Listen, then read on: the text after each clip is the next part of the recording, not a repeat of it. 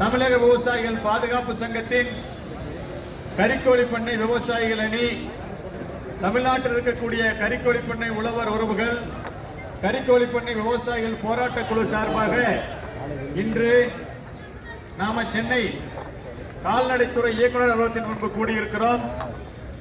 ஏற்கனவே நாம் அனைவரும் ஒருங்கிணைந்து வெற்றிகரமாக உற்பத்தி நிறுத்த போராட்டத்தை நடத்தி கொண்டிருக்கிறோம். இந்த உற்பத்தி நிறுத்த போராட்டம் இன்னைக்கு கறிக்கோழி பண்ணை விவசாயிகளிடையே மிகப்பெரிய ஒற்றுமையையும் எழுச்சியையும் ஏற்படுத்தி இருக்கிறது. இந்த எழுச்சி ஒன்றும் வரல, அவ்வளவு பாதிப்பு. ஒவ்வொருத்தரும் மிக கடுமையா பாதிக்கப்பட்டிருக்கிறோம்.